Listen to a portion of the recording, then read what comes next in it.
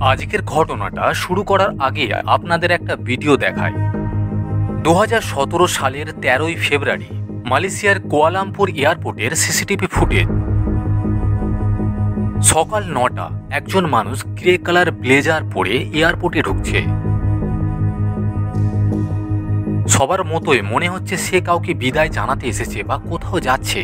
কিন্তু কিছুক্ষণ পরে এমন কিছু ঘটনা ঘটে যা শুধু এই এয়ারপোর্ট নয়, গোটা পৃথিবীকে স্তব্ধ করে দিয়েছিল। দুইজন মেয়ে হঠাৎ ভিড়ের মধ্যে থেকে এসে এই মানুষটির মুখে কিছু একটা লিকুইড মেখিয়ে দিয়ে চলে যায়, আর মাত্র 15 মিনিটের মধ্যেই সেই মানুষটা মারা যায়। মালয়েশিয়ার পুলিশ যখন তার ব্যাগ চেক করে তখন তারা পায় 1 কোটি টাকার ক্যাশ আর পাসপোর্ট দেখেই সবার চোখ চড়ক গাছ হয়ে যায়। এই মানুষটা ছিল উত্তর কোরিয়া শাসক কিম জং উনের নিজের ভাই, কিম জং নাম। An official in Malaysia confirming today that North Korean leader Kim Jong-un's half-brother was assassinated in an airport in Kuala Lumpur. আর তার এই রহস্যময় খুনের মূল মাথা ছিল তার নিজের ভাই কিম জং উন। কিন্তু কেন নিজের ভাইকে খুন করলো কিম জং উন? কেমন ছিল এই চমকে দেওয়া হত্যা পরিকল্পনা? এই কাহিনীর প্রতিটা বাঁক জানলে আপনার মাথা ঘুরে যাবে, তাই ভিডিওটা না টেনে শেষ পর্যন্ত দেখতে থাকুন।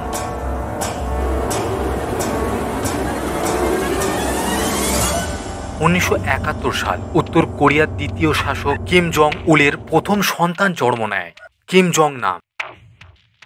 ছোট থেকেই সে আলাদা ছিল। রাশিয়ার ঠাকুমার কাছে বড় হয়েছে, সুইজারল্যান্ডে পড়াশোনা করেছে। বাকি কিম পরিবারের মতো নয়, সে ছিল মুক্ত চিন্তার মানুষ, স্বৈরশাসন নয়, বিশ্বাস করত স্বাধীনতায়। তার জীবনটা ছিল সিনেমার মতো, স্ক্রিপ্ট লিখতে ভালোবাসত, ট্র্যাভেল করত, রাজনীতিতে তার কোনো আগ্রহী ছিল না।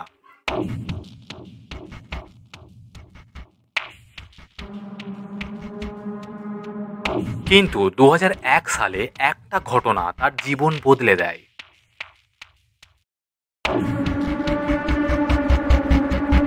সে ছোটবেলা থেকেই টোকিও ডিজনিল্যান্ডে যেতে চাইতো, কিন্তু উত্তর কোরিয়া ও জাপানের সম্পর্ক খারাপ হওয়াতে পারছিল না।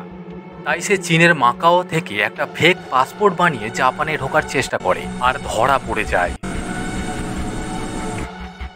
এটা কিম পরিবারের কাছে বিশাল অপমানের ছিল। ফলাফল, সারা জীবনের জন্য পরিবার থেকে তাকে বহিষ্কার।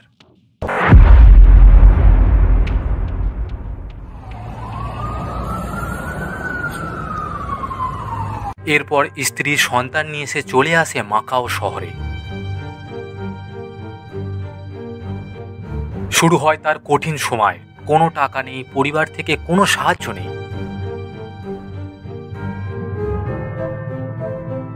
এই সময় আমেরিকার গোয়েন্দা সংস্থা CIA তার সঙ্গে যোগাযোগ করে। শর্ত একটাই, তুমি যদি কিম পরিবারের গোপন তথ্য দাও, আমরা তোমাকে মোটা টাকা দেব।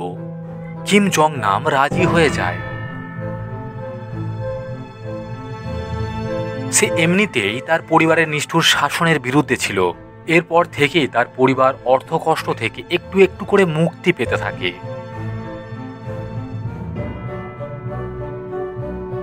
কিন্তু ঠিক তখনই তার ভাই কিম জং উন ক্ষমতায় বসে। 2011 সালে কিম জং উলের মৃত্যুর পর কিম জং উন উত্তর কোরিয়ার নতুন নেতা হয়। আর সেই সময় থেকেই কিম জং নাম হয়ে ওঠে তার সবথেকে বড় শত্রু।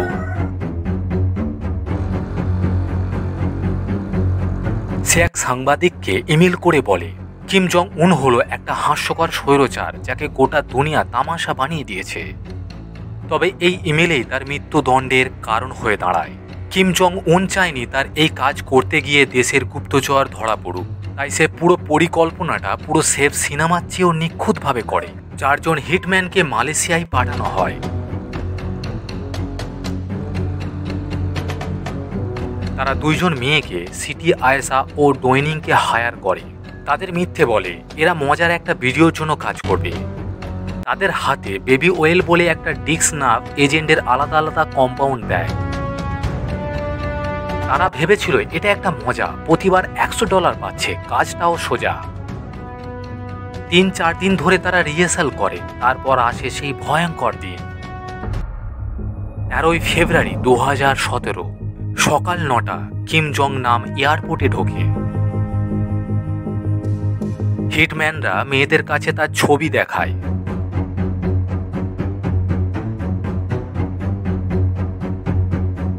তারা ঠিক সময় গিয়ে কিম জং নামের মুখে সেই কেমিক্যাল মাখিয়ে দেয়।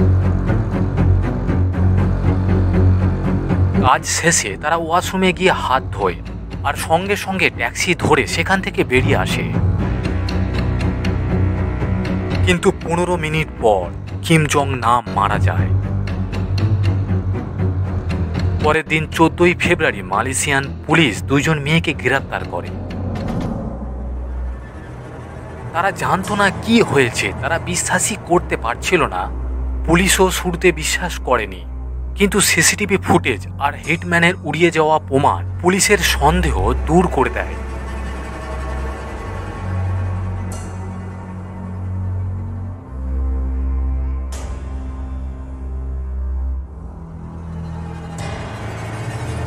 তারা বুঝে যায় মেয়েরা কিছু জানতো না, এমনকি তারা যে ভয়ঙ্কর ভিএক্স নাভ এজেন্ট ব্যবহার করেছে সেটার ক্ষমতাও জানতো না।